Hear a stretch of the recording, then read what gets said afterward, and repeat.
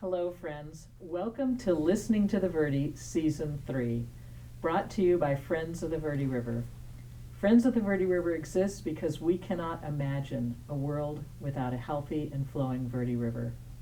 This program will inspire, engage, and inform you about everything that makes the Verde healthy, including people, land, and water. I'm Nancy Steele, Executive Director of Friends of the Verde River, and I'm here today with Rich and Nanette Armstrong. Welcome and thanks for joining me. Now, before I get into the conversation, I want to give our listeners a little bit of background about who the two of you are and why we've asked you to be on Listening to the Verde. I know Rich and Nanette because of their involvement in birding and volunteerism for the Verde Valley Birding and Nature Festival. They have interesting backgrounds, though. Rich has a PhD in nuclear inorganic chemistry from Stanford, and he spent 5.5 years in the Army as a nuclear and chemical officer. He's jumped out of airplanes in Korea, and he's been a professor of chemistry at West Point. He is currently, as he'll talk more about, a steward for the Sedona Wetlands for the Northern Arizona Audubon Society, and he's charge of and leads many field trips for Audubon. I get emails from him multiple times during the week telling me of opportunities to go on birding trips, which is wonderful. Nanette graduated from West Virginia University with a degree in biology, and she worked in nuclear medicine technology for about a decade. And she and husband Rich have been married for 36 years and have been birding during most of that time. They've lived in Sedona for about 11 years. So what I'd like to do is turn the conversation back to you two, and first ask, is there anything I've left out of your background that you want to talk about? No. Nope. No, you're good? Okay. So Nanette's a board member. You're a board member, hospitality chair, programs chair, and a Facebook moderator for Northern Arizona Audubon Society, right? You Right. occasionally lead field trips on your own, and you staff a booth at festivals, and you're the workshop coordinator for the Verde Valley Birding and Nature Festival. And Rich, you've got some unique history and background with birding that I think you wanted to tell me a little bit about. Well, Nanette was going to start answering that question. Okay? Go ahead. Oh, how we got started birding? Yes. Well, we've been married 36 years, as you mentioned, and we got a pair of binoculars as a wedding gift because we were going on a cruise. And the person that gave us the binoculars says, take these with you, you'll have some interesting things to see. And sure enough, we did. We saw many things with the binoculars. Among them were birds. So we came back a little bit interested in birding from our honeymoon. And then I traveled on business back in those days. I had to give speeches all over the country, including in New Jersey in May. So the relative who gave us the binoculars took us to Cape May, New Jersey in May. This is one of the great hot spots in North America, and May is the prime time of the year in Cape May, and we went there and we saw a lot of birds. It's a great place. Well, one of the birds that caught our eye was a Blackburnian warbler. Little tiny songbird, but gorgeous. It's got this bright yellow chest and this orangey throat, a lovely song. And so when you see that, you say, wow, it catches your eye. But at Cape May, what we learned was we saw people that were all over the place with binoculars. People were actually out birding in individuals and groups, and we learned that birding is a thing. People actually go bird watching, they go birding. And so that's how we decided, well, this is an interesting hobby.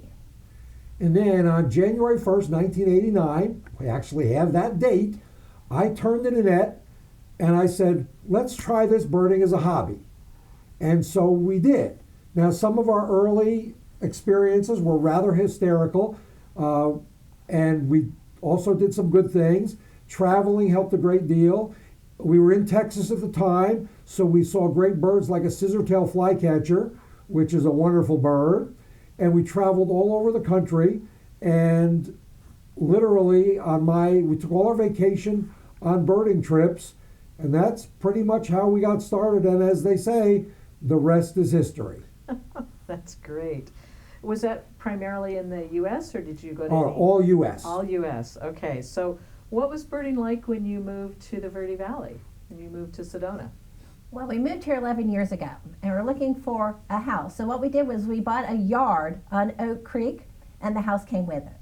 As we were mainly looking at a really great yard and a great house, well, it was impossible to find that combination. So we bought the yard, and the house came with it.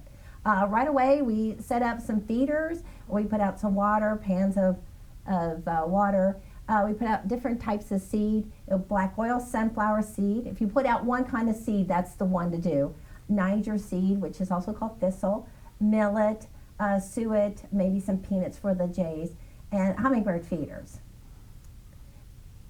Oh, and so when working out, we had this a bird bath that came with the house, like a goldfish pond.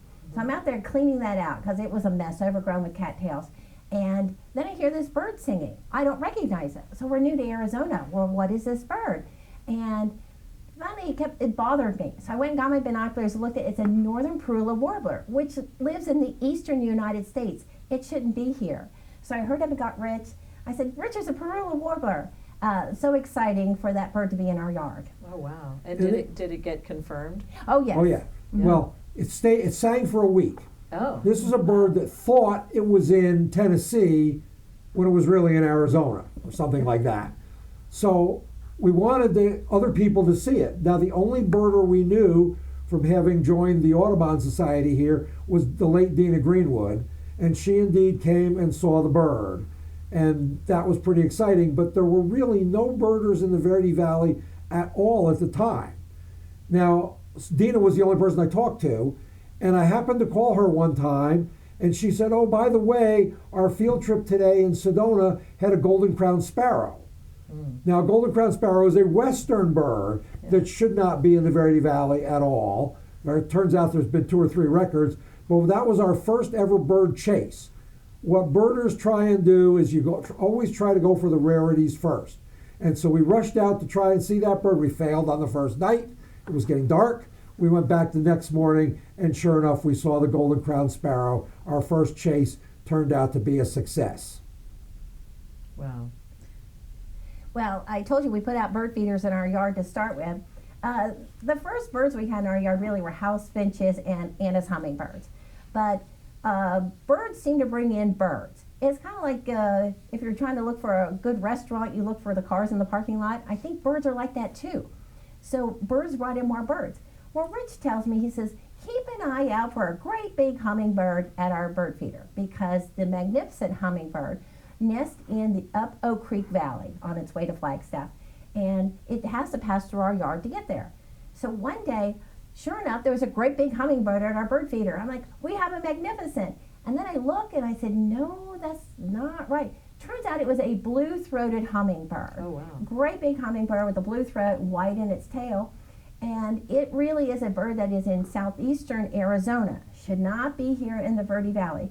And our son was home at the time, and he took a picture to confirm that it was a blue-throated hummingbird. And I submitted that picture to AZFO.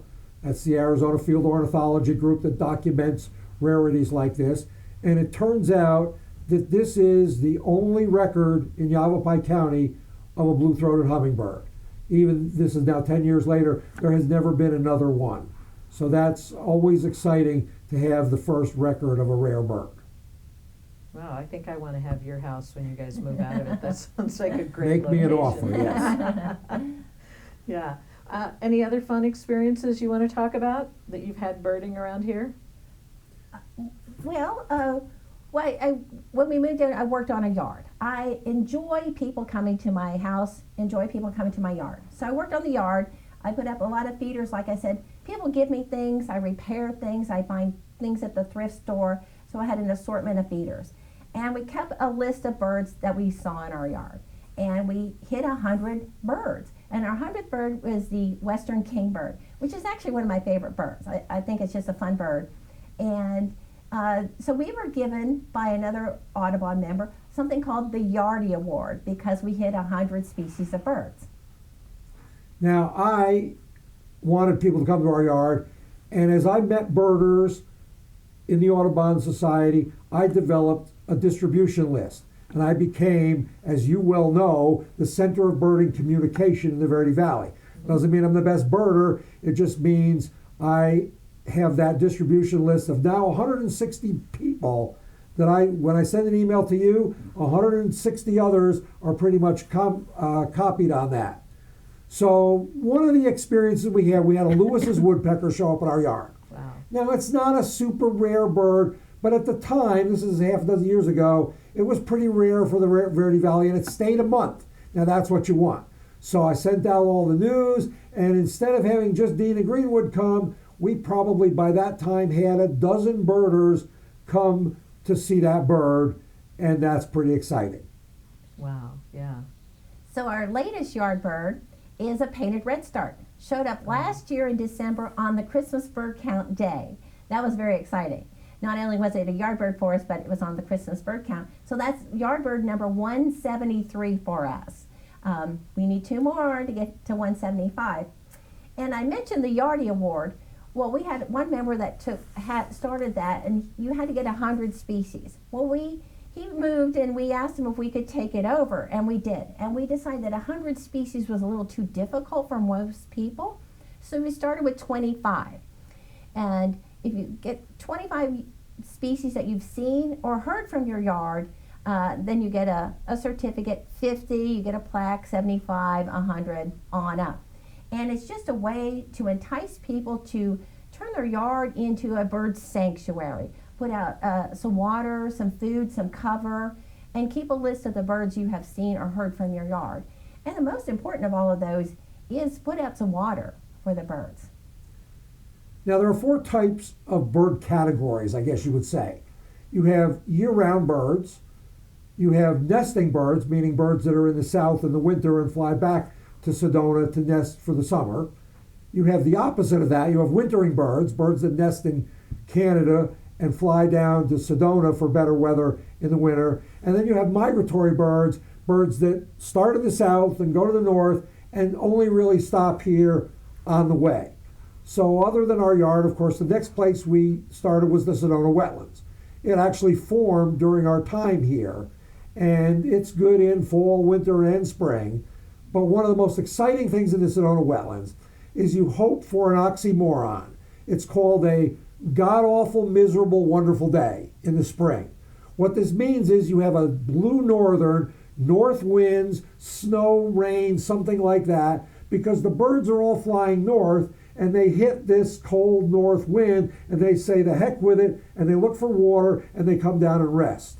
So on a day like that in the spring, you rush out to the Sedona Wetlands, and we've had a few of these, and you see birds like a long-billed curlew, which is unusual here in the Verde Valley. Mm-hmm. And the last one of these we had a breeding plumage common loon, which is very exciting here in the Verde Valley. And of course, I call other birders, and they all rush out to see these birds.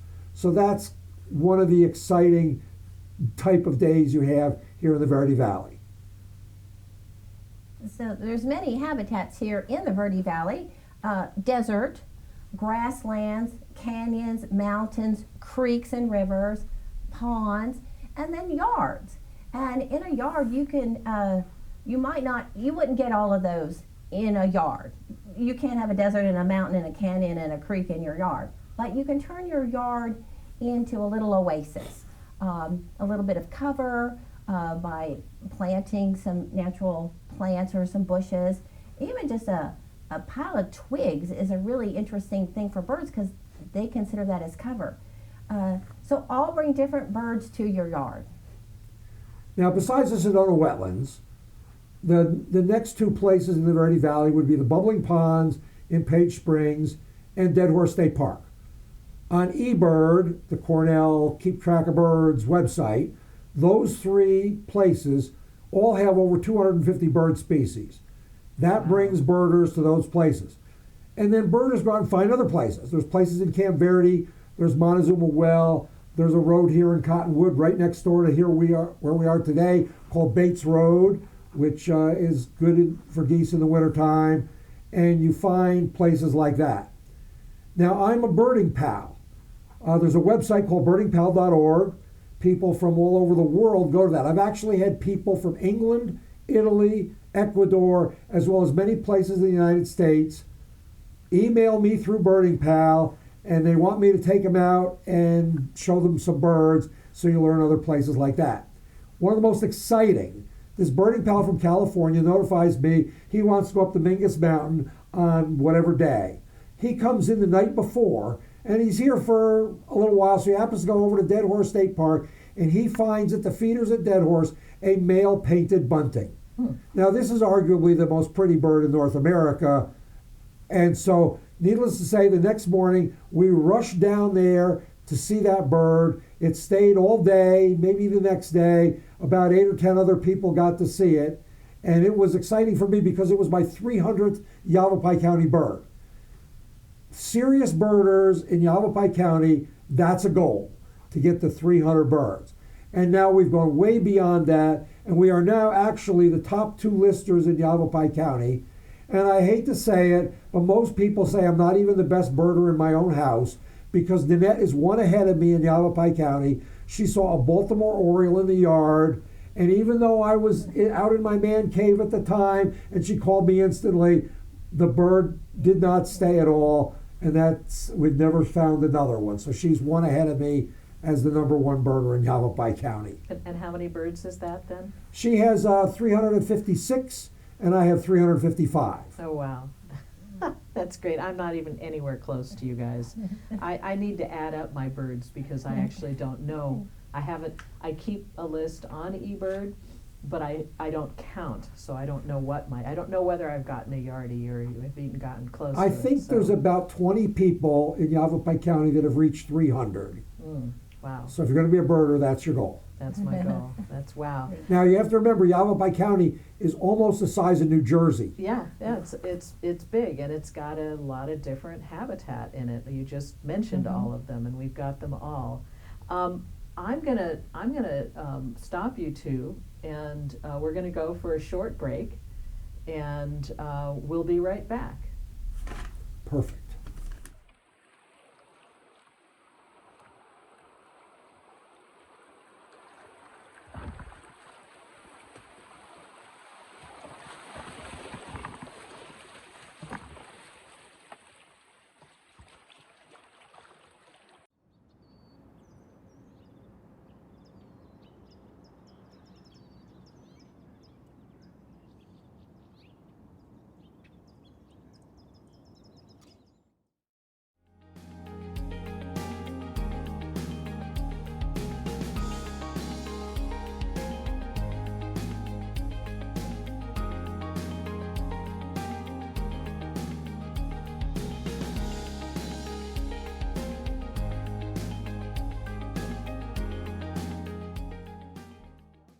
To Listening to the Verde.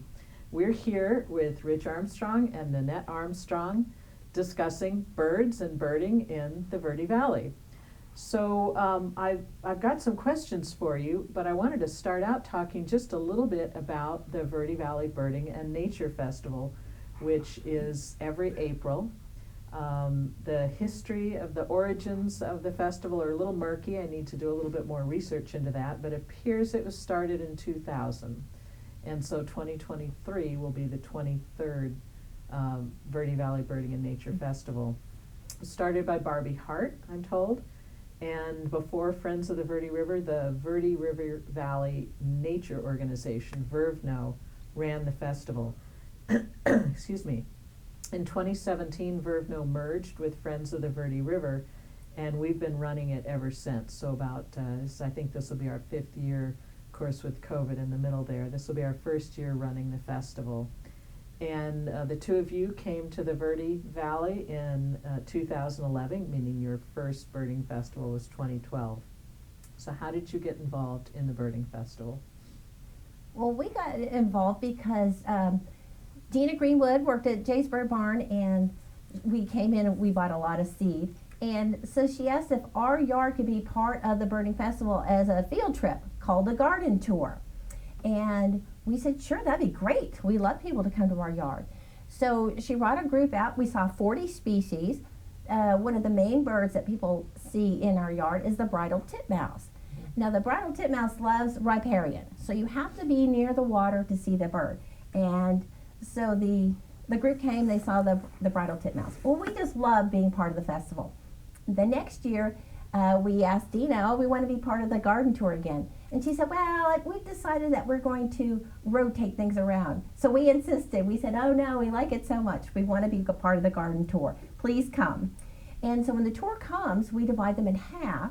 Half goes for a little walk around the yard down to the creek, and the other half stays in the house, where we have some little breakfast and we show them the feeder set up, and then switch them out again.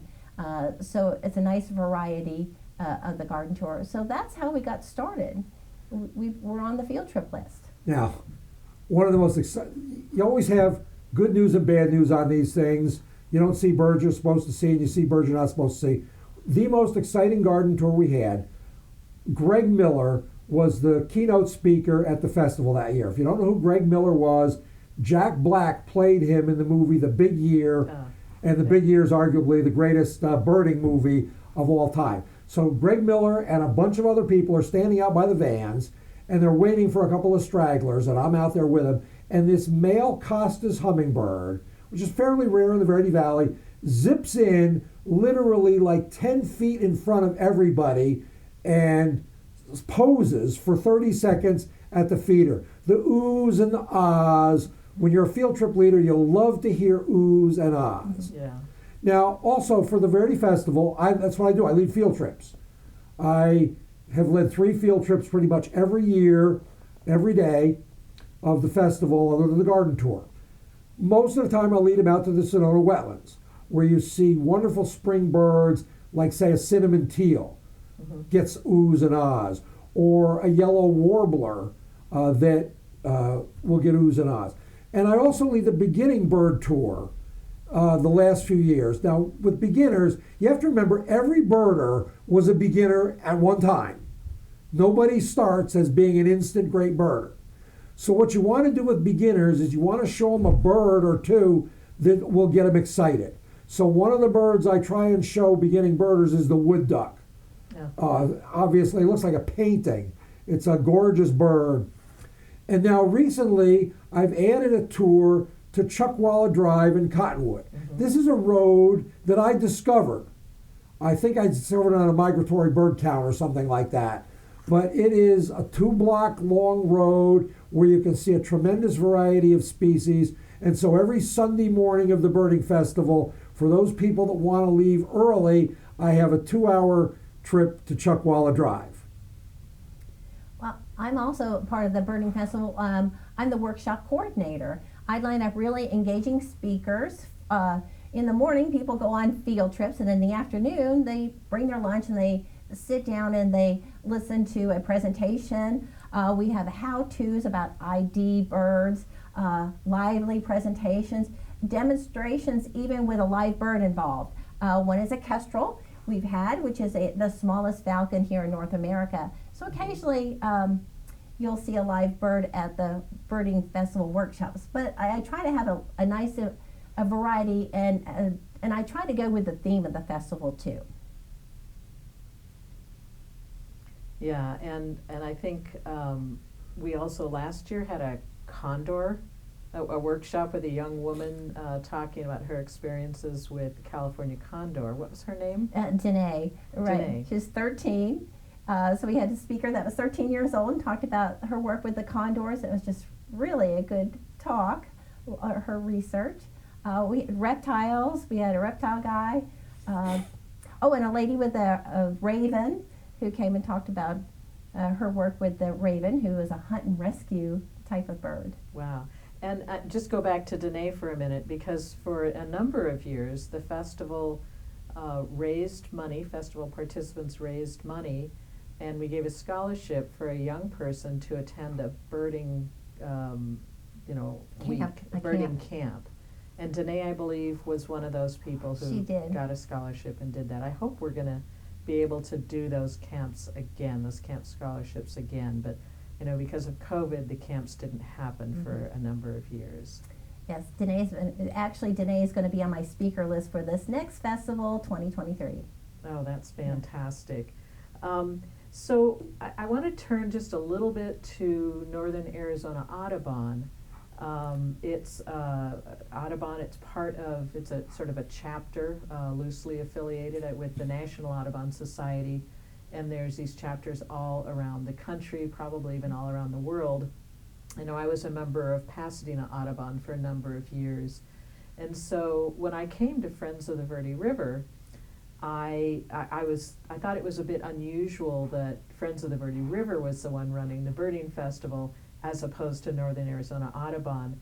But it's been a great partnership, and we've started doing more activities together, started participating more with birds surveys. We've been doing surveys, the Southwest Willow Flycatcher and the Yellow-billed Cuckoo, which are endangered and threatened birds. And I think the latest survey that we've had an opportunity to participate in is the Pinyon Jay survey. And so I wanted to ask you to talk a little bit about your involvement in Audubon and how that meshes up with your involvement with the Birding Festival. Well, we are very involved in Audubon. We were involved in Audubon in Texas, in Oregon, and certainly when we came here, one of the first things we did was join Northern Arizona Audubon. Now I have a spreadsheet. I have led over 100 field trips for Northern Arizona Audubon. A lot of places, the Mingus Mountains, various places, of course, mostly to the Sedona wetlands. And I'm also the coordinator of field trips. What this means is I have recruited about 10 different leaders now, so that we have a whole bunch of different field trips in various places. We've also added a new thing called the Big Sit. Now, Big Sit is really 24 hours, but we really do a little sit for 1 hour that's different from a field trip because you just sit literally in a 17-foot diameter circle and you see how many birds you can get from that. We've just started that this year. Now, for instance, I'll lead trips out to the Sedona wetlands where you see wonderful birds like a ruddy duck with its bright blue bill, or in the spring a yellow warbler arrives back and sings its sweet, sweet, sweet, I'm so sweet song, and that works out very well. Now, I'm also for Audubon, I became the steward of the Sedona wetlands. We have 4 birding sanctuaries, Sedona wetlands being one of them. The steward means I coordinate a little bit with the sewage treatment plant person and with Parks and Recreation. So I got involved with Audubon. I brought cookies to the meeting. And so then I became the hospitality chairman. Of course. I'm bringing refreshments to the meetings. We meet 9 times a year, not in the summertime. So anyway, then I was told that suddenly the hospitality committee chairperson is on the board of directors. So I became part of the board of directors. And when you're on the board, you're actually involved a little bit with each committee. Education, conservation, we steward 4 sanctuaries, we do festivals, booth sittings. This year we be part of the Science Vortex, which is in 2023. Last year we had a booth at the Fall Festival in Cottonwood, and our scarecrow, which we decorated, came in first place, winning the coveted Golden Veil Award. And now I'm also the programs chairperson. Very similar to what I do for the Birding and Nature Festival. I line up really good, engaging speakers to come talk to us at our meetings, and which are open to everybody. We meet at the Sedona Library the 4th Wednesday of the month. And so I also have given a presentation once on the mammals of the Verde Valley. And one of our signature mammals, I think, of the Verde Valley is the American beaver. It lives along the waters here of Oak Creek and the Verde River. Interesting thing about the beaver here in Arizona, it has never gone extinct in this area. It's never been wiped out. It's never been extirpated. So the beaver you see here is the beaver that the pioneers saw, that the Native Americans had. It's never been wiped out. And our beaver is a little different. They live in a bank. They don't build a lodge. They don't build dams, but they're here. And so anyway, that was an interesting thing I learned about the beaver. One of my favorite speakers is my husband Rich, who he's an engaging speaker, and he is known as the Big Mouth of the Valley. Yeah, Kay Hawkley, our president, named me the Big Mouth of the Valley, partly because I'm loud on field trips, partly because I send out the distribution list. And so my signature presentation is called Tales of a Beginning Birder, and it has some of the humorous things of when we started birding. It has some bizarre experiences that we have had birding, and it ends with, we actually discovered, back when we had only been birding for a couple of years, the first ever three-toed woodpecker in Rhode Island. There's actually a lot of story behind that, but sort of the moral of that story is that even a blind squirrel can find a nut once in a while. Now, we're also involved, as the Northern Arizona Audubon Society also partners with the Hummingbird Society for the Sedona Hummingbird Festival, which brings a lot of tourists to the Sedona area, the Verde Valley. I am the coordinator of field trips for that. Both Nanette and I lead field trips for the festival, and it makes money for both Northern Arizona Audubon and for the for the Hummingbird Festival. And I also have given presentations for the last 3 times at the Hummingbird Festival. One of the popular things about the Hummingbird Festival is hummingbird banding, where the people come to our yard. A guy from Colorado comes down. He's a licensed bird bander. He captures the hummingbirds. He weighs and measures them, puts a little ring around their leg, and then he lets them go. So we put out 20 feeders, and we have over 200 people come to our yard. And he actually, before the hummingbird is released, puts it in somebody's hand. So it's really special to see a child holding a hummingbird in its hand before the bird zips off. Wow. Yeah. So we put out a lot of sugar water, and we estimate that we have about 1,500 hummingbirds in our yard at the peak of its migration. Wow. And lastly, the Northern Arizona Audubon Society sponsors 3 Christmas bird counts here in the Verde Valley. I run Sedona. Nanette and I both participate in the Jerome Cottonwood one and in the Camp Verde one. And I won't dwell on that, but I'll just say that the Christmas bird counts, which are now all over the world, is by far the #1 citizen science activity in the entire world. Yeah, and been going on for a long time. We are running out of time for our conversations. I just wanted to mention to everybody about the Verde Valley Birding and Nature Festival. Again, it's in 2023. It's April 27th to 30th, I believe. And on Saturday of the festival, we have a lot of free activities for children and families. So do come on by, even if you haven't signed up for a bird walk. There's opportunities to sit and learn about birds from experts like Rich and Nanette and others. And I want to close out with one more question for the two of you. The Verde Valley, it's an arid region with a river running through it, which is quite unique. Rich and Nanette, how important is that water for birds? I'll just say 2 things. One, we have 2 important birding areas called IBAs here in the Verde Valley. They're both along the river. And the signature bird here is the common black hawk. They do a hawk watch in southeast Arizona. They count the number of black hawks that come north every year. This year they broke the record by a lot with about 400.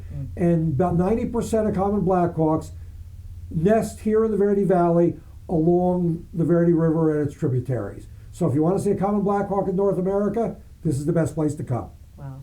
Yeah, the river is very important. It's a roadmap for the birds, actually. It's got the trees, which they use as a landmark, so on their migration. And the Verde River and its tributaries is a critical corridor, actually, for nesting, wintering, and migrating birds. That's wonderful. And I had a special experience with a common black hawk. I was walking in Dead Horse Ranch State Park on a trail, and this big black bird kind of dive bombed me. Didn't hit me, but came very close. And so I'm standing there watching it with my binoculars and looking at it, and it's making those little noises they make.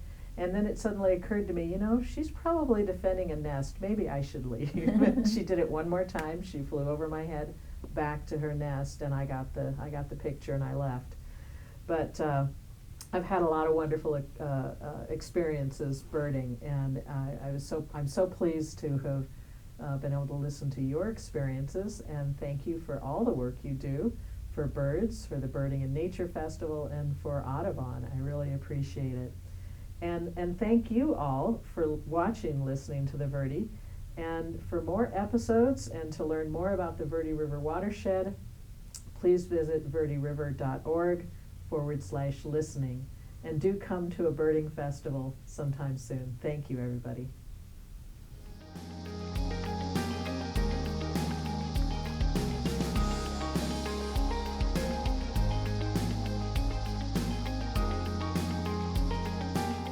Listening to the Verde is brought to you by Friends of the Verde River. Please visit verderiver.org/listening for more videos and resources.